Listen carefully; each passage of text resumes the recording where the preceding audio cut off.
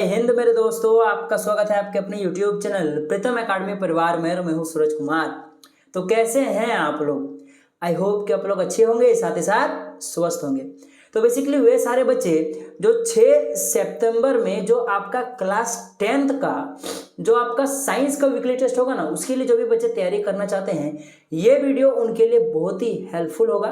क्योंकि इस वीडियो में हम लोग आपके क्लास 10 का साइंस का वीकली टेस्ट के हिसाब से कुछ ऐसे क्वेश्चन सब्जेक्टिव और ऑब्जेक्टिव दोनों टाइप के क्वेश्चन सेट करके लाए हैं जो आपके वीकली टेस्ट में जरूर आएगा। ठीक है, और आपकी इन्फॉर्मेशन के लिए बता दूं, ये सभी क्वेश्चंस जो आपका क्लास 10 का साइंस का जो धातु अधातु वाला चैप्टर है उससे पिक किया गया है। ठीक है, तो सबसे पहले हम लोग कुछ ऑब्जेक्टिव क्वेश्चंस को कवर करेंगे, उसके बाद देन हम लोग कुछ मोस्ट इंपोर्टेंट सब्जेक्टिव क्वेश्चंस को कवर करेंगे। तो जो सबसे पहला प्रश्न आपके पास है, देख सकते हो लिखा हुआ है यहाँ पे, सिनेबार किसका अयस्क है। ये क्वेश्चन बहुत बार पूछा जाता है और यहाँ तक कि आपका जो मेन जो बोर्ड एग्जाम होगा उसमें भी क्वेश्चन पूछा जाएगा। और मैं जो क्वेश्चन सेट करता हूँ सिर्फ वीकली टेस्ट के हिसाब से ही नहीं करता, एक्चुअली जो आपका वहाँ क्वेश्चन पूछा जाएगा बोर्ड एग्जाम में उसके हिसाब से भी क्वेश्चन सेट करता हूँ। ठीक है, तो जो सबसे पहला क्वेश्चन का आंसर हो जाएगा, इसका पारा हो जाएगा। क्योंकि ऐसे सारे अयस्क जिसमें एक अवयव के रूप में पारा का उपयोग होता है ना, तो वो जो आपका जो अयस्क बनता है वो एक सिनेबार कहलाता है। ठीक है, फिर से बता दूं, एक ऐसा अयस्क जिसमें एक अवयव पारा यूज हो तो वो टोटल जो अयस्क बनता है जिसमें पारा यूज होता है उसको ही हम लोग क्या बोलते हैं, सिनेबार बोलते हैं। यानी कोई भी अगर आपको अयस्क दिख जाए जिसमें अगर आपको दिख रहा है कि ये जो अयस्क है ये पारा से मिलकर बना है, तो याद रखिएगा वो क्या हो जाएगा, सिनेबार ही कहलाएगा। ठीक है, चलिए आगे बढ़ते हैं नेक्स्ट प्रश्न की ओर। यहाँ पे लिखा है तांबा और जस्ता के मिश्र धातु को क्या कहते हैं। तो इसको हम लोग क्या बोलते हैं, इसको हम लोग पीतल बोलते हैं। याद रखिएगा, इसका एक बहुत ही फेमस और बहुत ही एक अच्छा शॉर्ट की है पिताजी। ठीक है, पी से हो गया पीतल और ता से हो गया तांबा और जी से हो गया जस्ता। ठीक है, तो याद रख सकते हो पिताजी। तो तांबा और पीतल का मिश्रण से आपका पीतल बनता है। क्वेश्चन घुमा कर भी पूछ सकता है, पूछ देगा पीतल किन किन धातुओं से मिलकर बनता है, तो बताओ, तो आप लोग बोल दीजिएगा तांबा और जस्ता। ठीक है, चलिए नेक्स्ट प्रश्न की ओर बढ़ते हैं। यहाँ पे लिखा हुआ है तांबा और टीन के मिश्र धातु को क्या कहते हैं। तो तांबा और जो टीन होता है इसके इन दोनों को अगर मिला दिया जाए तो कांसा बनता है, ब्रॉन्ज बनता है। ठीक है, और यहाँ पे इंग्लिश में भी क्वेश्चन आपको दिख रहा होगा, तो आप लोग चाहो तो इंग्लिश भी पढ़ सकते हो। चलिए हम लोग नेक्स्ट प्रश्न की ओर बढ़ते हैं। तो जो हमारा जो नेक्स्ट प्रश्न है जो कि 4 नंबर का लिखा है कि सीसा एवं टीन के मिश्र धातु को क्या कहते हैं। तो सीसा और जो आपका टीन होता है इनके मिश्रण से जो बनता है ये सोल्डर बनता है। याद रखिएगा बात। और मेरा थोड़ा सर्दी हुआ है तो कभी कभी अगर मैं ऐसा करूँ तो उसको इग्नोर कीजिएगा। ठीक है, चलिए आगे बढ़ते हैं। नेक्स्ट प्रश्न को लिखा कि निम्न में से किसे चाकू से काटा जा सकता है। तो जो 5 नंबर का आंसर हो जाएगा इसका लिथियम हो जाएगा। बोलेगा सर मैंने तो सोडियम पढ़ा था, पोटेशियम पढ़ा था। तो याद रखिएगा सिर्फ सोडियम और पोटेशियम ही ऐसे धातु नहीं है जिसे हम लोग आसानी से चाकू से काट सकते हैं, और भी कई धातु होती है, परंतु अभी आपको सिर्फ सोडियम, पोटेशियम और लिथियम के बारे में जानना है कि ये तीनों धातु जिसे हम लोग चाकू से काट सकते हैं। ठीक है, तो फिलहाल इसका आंसर लिथियम हो जाएगा। चलिए आगे बढ़ते हैं नेक्स्ट प्रश्न की ओर जो कि 6 नंबर का हमारे पास लिखा है यहाँ पे कौन सा धातु कमरे के ताप पर द्रव अवस्था में पाया जाता है। सबसे पहली बात तो कमरे के ताप पर द्रव अवस्था में 2 चीजें पाई जाती है, एक ब्रोमीन और एक होता है आपके पास पारा। अब इसमें से कौन सा सही आंसर हो जाएगा। तो एक चीज ध्यान दो, यहाँ पे धातु पूछा है और ब्रोमीन चूंकि अधातु है तो इसलिए इसका सही आंसर क्या हो जाएगा, पारा।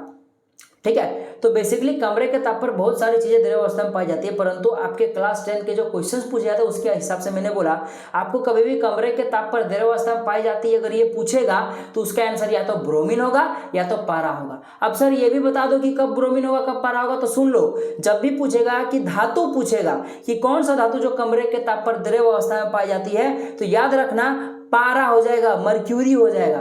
परंतु अगर कभी पूछे कि वह कौन सा धातु है, वह कौन सा अधातु है, धातु नहीं, कौन सा अधातु है जो कमरे के ताप पर द्रव अवस्था में पाया जाता है, तब आप लोग ब्रोमीन को क्लिक कीजिएगा। ठीक है, जैसा कि देख लो क्वेश्चन आ चुका है कौन सा धातु कमरे के ताप पर द्रव अवस्था में रहती है, तो अब इसको आप लोग कमेंट कीजिएगा, 7 नंबर लिखिएगा और उसका आंसर लिख दीजिएगा ABC या फिर 1 2 3, अब मैं समझ जाऊंगा। ठीक है, इससे पता चलेगा कौन कौन बच्चे हमारे एक्टिव है। सबसे कठोर तत्व कौन है, तो बताओ। यहाँ जो ऑप्शन है इसमें से देखा जाए तो हीरा। ठीक है, चलिए आगे बढ़ते हैं। और हीरा ही अब तक का ज्ञात प्राकृतिक का सबसे कठोर तत्व माना जाता है।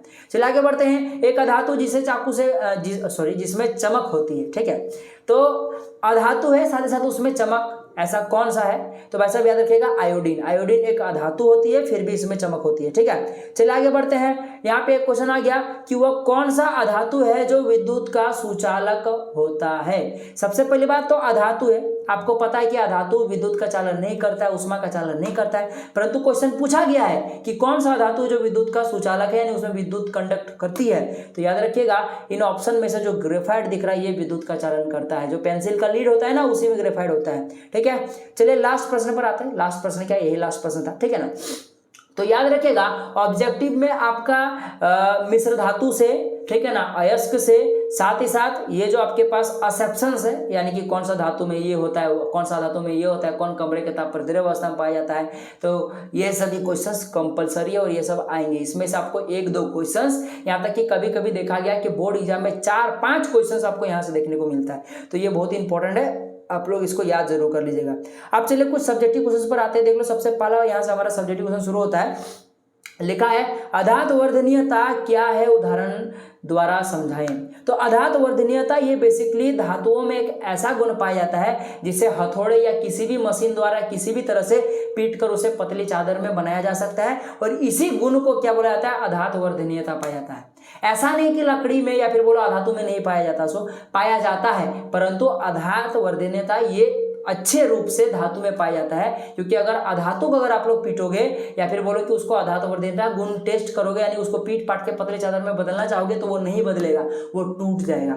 जिस प्रकार से धातु बदलता है उस प्रकार से अधातु नहीं बदल सकता, इसीलिए मैं ऐसा बोल रहा था कि अधातु वर्धनीयता गुण जो होता है ये बेसिकली धातु में पाया जाता है। ठीक है, तो समझ रहे हो आप लोग चीजें। तो वही चीज लिखा हुआ है कि धातुओं को हथौड़े से पीटकर, आप लोग चाहो तो हथौड़े चाहे कुछ भी लिख सकते हो, ठीक है, ऐसे लिख देना, धातुओं को पीटकर पतली चादरों में बनाया जा सकता है। इसी धातु के गुण को क्या बोला जाता है, अधातु वर्धनीयता कहा जाता है। जैसे सोना चांदी, सोना और चांदी अभी तक के जितने भी धातु है इनमें से सबसे अधिक अधातु वर्धनीयता गुण शो करते हैं, याद रखिएगा बात। और एक चीज याद रखिएगा कि 1 ग्राम सोना को 1 ग्राम सोना को 2 किलोमीटर, 1 किलोमीटर नहीं 2 किलोमीटर लंबे तार के रूप में खींचा जा सकता है। 1 ग्राम सोना कितना ही होता है सोच के देख सकते हो, इसलिए सोना सबसे अधिक तन्य धातु माना जाता है। अब तन्यता क्या, ये भी बता देता हूं कि धातुओं को खींचकर लंबे तारों के रूप में ढालना ही क्या कहलाता है, तन्यता गुण कहलाता है। और धातुओं को पीट कर चादर के रूप में ढालना ये आपका अधातु वर्धनीयता कहलाता है। कंफ्यूज नहीं होना है। चलिए आगे बढ़ते हैं। लिखा कि उभयधर्मी ऑक्साइड क्या होते हैं, किन्हीं 2 उभयधर्मी ऑक्साइड का उदाहरण दें। ठीक है, तो ऐसे धातु ऑक्साइड, कौन से ऑक्साइड होते हैं, धातु के ऑक्साइड होते हैं। साथ ही साथ ये क्या करते हैं, इनकी जो प्रकृति होती है ये अम्ल तथा क्षार दोनों प्रकार के गुण को दर्शाते हैं। जैसे आप लोग को पता होगा कि आपके क्लास में 1-2 ऐसे बच्चे होंगे जो अच्छा और बुरा दोनों टाइप में आते हैं। ठीक है, तो उसी प्रकार से धातु का ऑक्साइड जो कि आपको पता है कि ये बेसिकली क्षारीय प्रकृति का होता है, परंतु धातु ऑक्साइड कुछ ऐसे होते हैं, जैसे कि आपके पास हो गया aluminium oxide Al2O3, zinc oxide, ऐसे कुछ धातु होते हैं ZnO, जो क्या करते हैं, ये क्षारीय तो शो करते ही साथ साथ अम्ल भी शो करते हैं। इसी कारण से इनको क्या कहा जाता है, उभयधर्मी ऑक्साइड कहा जाता है। ठीक है, तो वही चीज यहाँ पे मैंने लिखा हुआ है, आप लोग देख सकते हो। ठीक, और इसका एग्जांपल भी मैंने दे दिया Al2O3 और ZnO, एल्यूमिनियम ऑक्साइड और जिंक ऑक्साइड। चलिए नेक्स्ट प्रश्न की ओर बढ़ते हैं। लिखा है सोडियम धातु को मिट्टी के तेल में डुबोकर क्यों रखा जाता है। तो इसका रीजन क्या है, सुन लो। सोडियम जो धातु है ये अभिक्रियाशील धातु, यहाँ पे आप लोग खुद से लिख लीजिएगा, थोड़ा सा और अच्छा रहेगा। ठीक है, सोडियम धातु एक अत्यधिक, क्या लिखेगा, एक सोडियम धातु एक अत्यधिक क्रियाशील धातु है, जिस कारण से इसे हवा के संपर्क में लाने से या फिर रखने से वह स्वतः ही जल जाता है। ठीक है, और इसी कारण से सोडियम को बचाने के लिए कि भाई साहब वो जल के खत्म ना हो जाए, या फिर उसको संरक्षित करके रखने के लिए, लंबे टाइम तक बचा के रखने के लिए उसे वायु से दूर रखा जाता है। वायु से दूर रखेंगे कैसे, तो उसके लिए उसको क्या किया जाता है, मिट्टी के तेल में डुबा कर रख दिया जाता है, जिससे वो वायु के संपर्क में जा ही नहीं पाता, जिस कारण से वो आग पकड़ ही नहीं पाता है। ठीक है ना, और वो बच जाता है। ठीक है, ये चीज यहाँ पे लिखा हुआ है। और साथ ही साथ सोडियम और जो आपके पास पोटेशियम है, ये दोनों ही ऐसे हैं जिनको सोडियम मिट्टी के तेल में डुबो कर रखा जाता है। तो वही चीज लिखा है, देख लो, सोडियम बस यहाँ पे लिख लीजिएगा, एक अत्यधिक क्रियाशील धातु है। यह हवा में स्वतः जलने लगती है और सोडियम ऑक्साइड का निर्माण करती है। जाहिर सी बात है जलेगा तो सोडियम ऑक्साइड का निर्माण होगा, क्योंकि उसमें जाकर ऑक्सीजन ऐड हो जाता है, क्योंकि ऑक्सीजन के बिना उपस्थिति कोई चीज जल नहीं सकता दुनिया में, ठीक है। इसीलिए इन्हें सुरक्षित रखने तथा आकस्मिक यानी कि अचानक से आग मतलब अचानक से आग को रोकने के लिए इसे क्या किया जाता है, मिट्टी के तेल में डुबो कर रखा जाता है, ठीक है। चलिए नेक्स्ट प्रश्न की ओर बढ़ते हैं। देखो यहाँ पे लिखा हुआ है कि कारण बताइए कि धातु क्यों विद्युत धारा का संचालन करती है। यानी भाई साहब आखिर धातु में ऐसा क्या पाया जाता है, उसको आखिर ऐसा कौन सा खुनूस है जिस कारण से वो विद्युत धारा को पास करता है।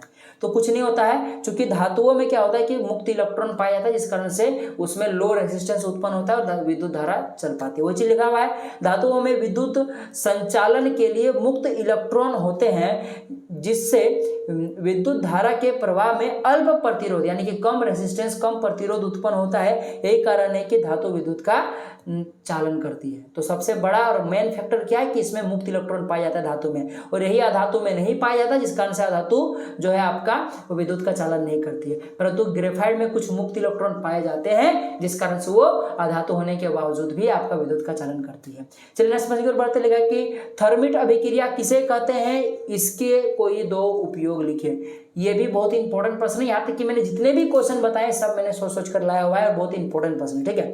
तो कुछ नहीं, आयरन ऑक्साइड यानी कि Fe2O3 को एल्यूमिनियम के साथ अभिक्रिया कराओगे ना, तो ये बहुत ही अति तीव्र ज्वाला और हीट के साथ जलता है, और इस ज्वाला को, इस हीट को क्या किया जाता है, कई सारे धातुओं को आपस में जोड़ने में, पिघला कर जोड़ने में मदद किया जाता है, ठीक है ना, यूज किया जाता है। तो यही थर्मिट अभिक्रिया। तो वही चीज मैंने यहाँ पे लिखा हुआ है कि आयरन ऑक्साइड की एल्यूमिनियम के साथ अभिक्रिया अति तीव्र होती है, जिससे काफी मात्रा में ऊष्मा उत्पन्न होती है। इस अभिक्रिया को थर्मिट अभिक्रिया कहते हैं। थर्मिट अभिक्रिया का निम्न उपयोग है। तो देखो कुछ उपयोग भी क्वेश्चन में पूछा था ना कि थर्मिट अभिक्रिया का उपयोग क्या है, तो वो भी मैंने यहाँ पे लिख दिया है। और साथ ही साथ क्लास 10 में अगर आपको इस टाइप का क्वेश्चन अगर आए, थर्मिट अभिक्रिया क्या है, संयोजन अभिक्रिया क्या है, वियोजन अभिक्रिया, ये सब बताओ, तो अगर उसका डेफिनेशन के साथ साथ अगर आप लोग उसका एग्जाम्पल भी दे दो ना, एक समीकरण बना के भी दे दो, तो नहले पे दहला हो जाता है और आपको गदागद नंबर मिल जाता है। तो इसीलिए मैंने थर्मिट अभिक्रिया का जो है उसका भी यहाँ पे मैंने आपका समीकरण बनाकर दे दिया गया कि ये भाई साहब Fe2O3 जो कि आपके पास फेरस ऑक्साइड है यानी आयरन ऑक्साइड है, उसको एल्यूमिनियम साथ अभिक्रिया कराओ तो फेरस अलग हो जाता है, साथ ही साथ एल्यूमिनियम ऑक्साइड बनाता है, साथ साथ ऊष्मा निकलता है। तो ये चीज मैंने लिख दिया यहाँ पे, अभिक्रिया बना दिया, जिससे क्या होगा कि एग्जामिनर जो भी चेक करेगा आपका गदागद होकर नंबर देगा आपको, ठीक है। थोड़ा मोड़ा अगर आपने यहाँ डेफिनेशन में गलती भी लिखा है ना, तो ये अभिक्रिया देकर वो फुल मार्क्स दे देगा, ठीक है। तो इसका उपयोग क्या है कि देख लो, रेलवे ट्रैक को जोड़ने में, अब जो आपका रेल की पटरी होती है वो जितनी लंबी होती है, क्या उतनी लंबी आती है क्या? नहीं ना, वो टुकड़ों टुकड़ों में आती है। तो उनको जोड़ने के लिए, उनको सोल्डिंग करने के लिए, उनको एक जगह पे सीधा सीधी बोलो तो उनको जोड़ने के लिए क्या किया जाता है, इस अभिक्रिया का उपयोग किया जाता है। इतना हीट निकलता है कि थोड़ा मोड़ा पिघल जाता है पटरी ठो और जाके जॉइंट हो जाता है, ठीक है।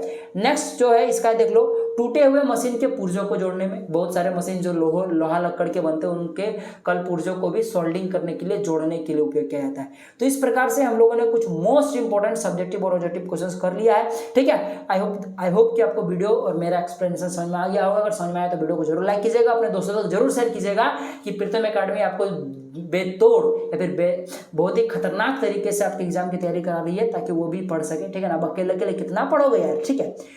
ठीक है, तो चलिए मिलेंगे अगले वीडियो में, तब तक के लिए जय हिंद, जय भारत और आपका दिन शुभ हो।